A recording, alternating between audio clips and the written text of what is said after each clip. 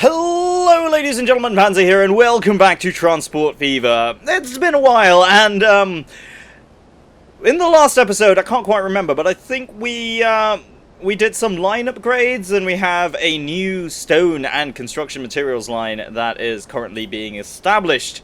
However, we are also now embarking into new territory, because this episode is where I'm going to be doing what I said I would do all the way at the beginning. So, just a review of the objective so far. I think we're like episode 5 or 6 now. And so about halfway through the series or thereabouts, or just slightly over halfway.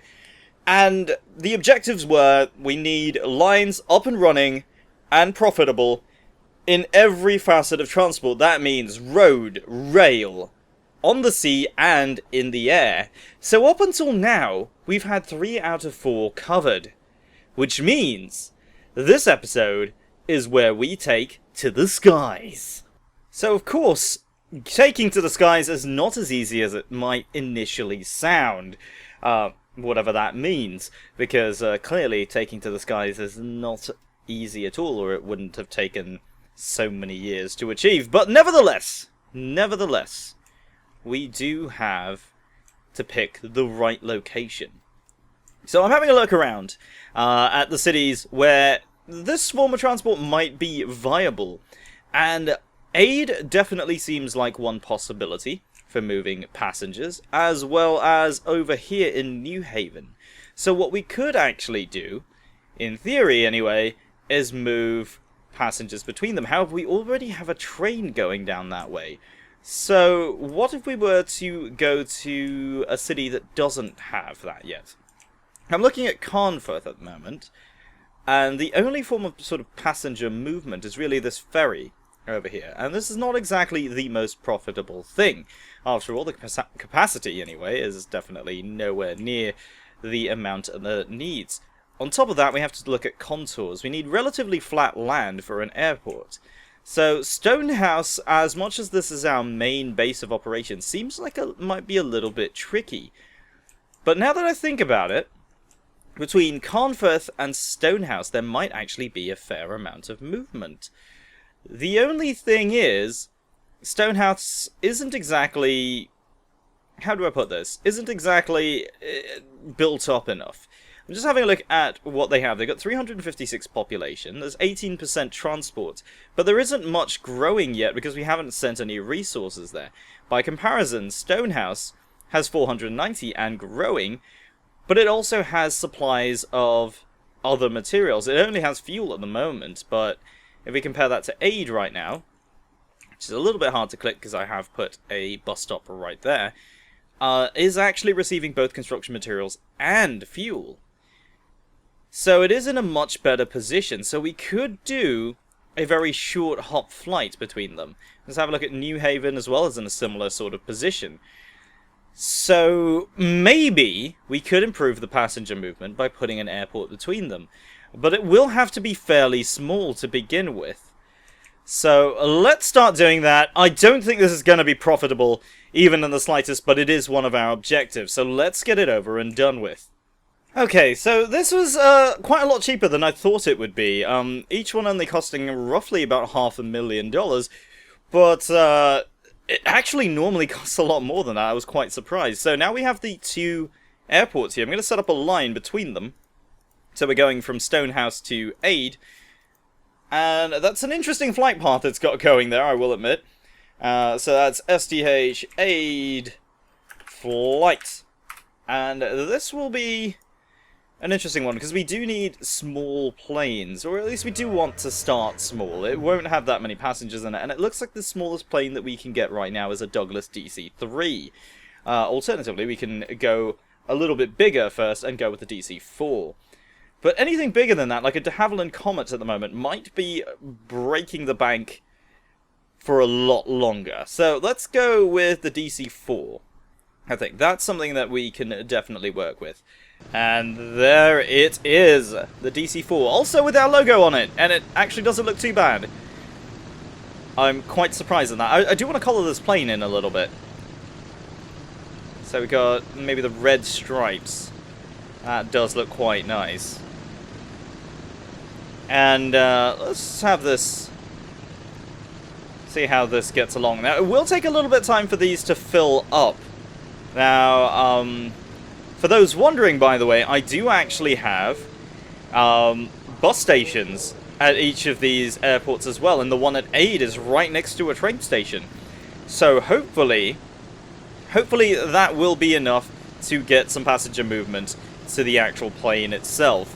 Now, of course, these lines will need a little bit more frequency than this, and I might upgrade it with another plane soon enough, but for now, though, this is going to go quite well. Now, remember I said at the beginning of the series that there's a lot of unnecessary detail in this game, and this is another prime example of that. Every one of these planes has working control surfaces, like the ailerons, the rudders, the elevators all move, the gear is retractable, the flaps come down on landing and takeoff. It is quite simply staggering how much detail has gone into this. Now, if you have a look, the nose wheel is even turning. And it's just, it didn't need to have that, yet it has it. It's just astonishing that that's even a thing. Because, of course, people like me will just zoom in on it all the time. So let's just see it line up on the runway here. Going for a takeoff. Let's just keep a track of its speed over here in the overview. There it is. And it is on its way, ladies and gentlemen. Our transport company has now taken to the skies. Now, of course, as the plane sort of lines up for its approach into Aid, it's interesting that it's actually taken off, gone up, and then come back down almost immediately. It is a very, very, very short flight. And it's not even had a chance to really reach its top speed. So that's a downside to this sort of, I guess, use of aircraft. And I know a lot of people are going to be screaming at me in the comments probably about this. Because this quite simply is not an efficient use of them, I don't think. But I'm going to give it a try and see if we can get this route established. Maybe people will use it, or it might simply just be cheaper to use a train. But if that goes well, then we might start establishing cities much further away and using the planes in that way too. Because I do want to make the planes work for me. I do like the look of them, and I do like the idea of just running an airline as well. So, I mean, that is something I do want to do. It's just that maybe we need a sort of better situation for them. As the plane's just coming into land there.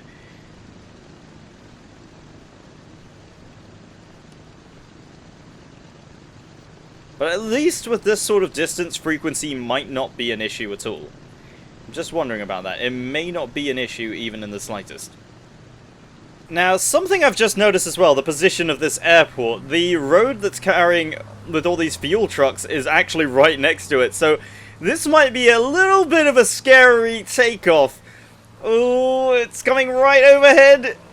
Oh, that is very, very close to this road. I think he just skimmed the tree next to me.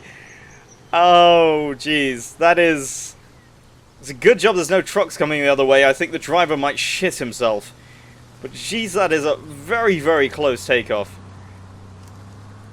But anyway, that plane is on its way back, and we're going to check back in with it later on. In the meantime, it's time to do a quick check of how everything else is getting along.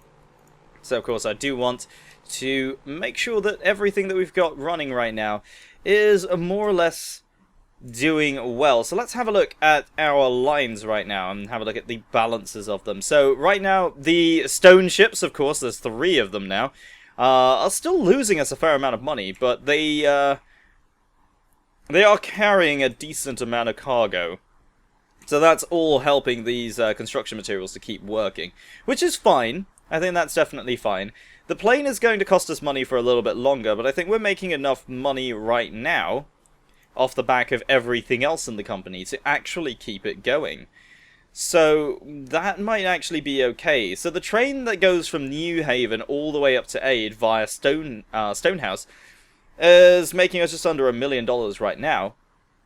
And that's going to be just fine. The frequency of the trains is a little bit of an issue, but it's definitely not short on capacity right now, although it is running at 3/4. So eventually we may need to add another line, or at least another train to that. As for the construction materials here, these are actually turning a fair amount of profit. These right here, these trucks going back and forth to aid, are actually making a decent amount. They aren't carrying all that much, but they are definitely making money. So that's good. That's actually only taken a year to turn profit, which is fantastic. The one thing that I do worry about are these bus services. So while they are necessary to kind of keep the movement of passengers within the city, I think they're going to be very difficult to keep running because these bus services, like the one aid, is really not really doing that well.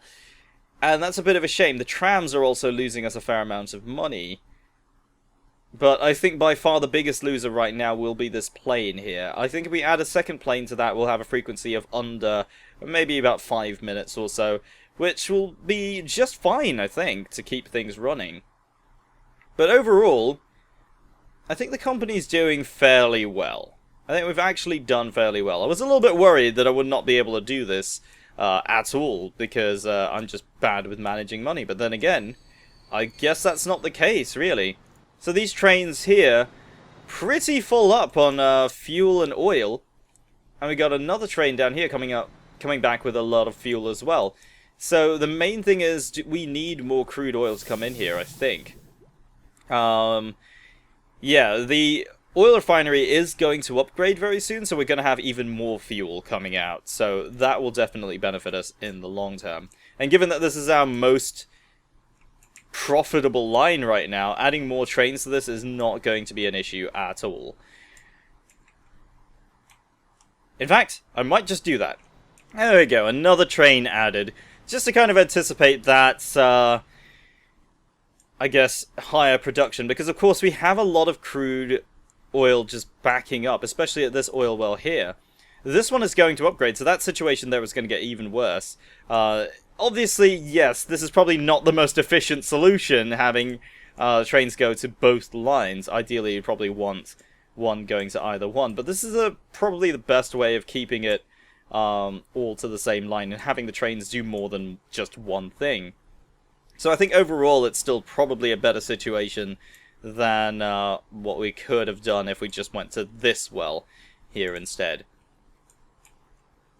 Now, of course, we could actually take some oil out and turn that into plastics. So this could be another project for maybe the next episode, is taking oil from here. So we start having output from the oil refinery, depositing it here, and have that sent to make plastics here. Of course, plastics can be used to make machines in conjunction with steel, but the problem is we are going to need to start making steel for that to even work. So a lot of things need doing to make that happen. And ultimately, I don't know if we're going to be able to make that happen so quickly.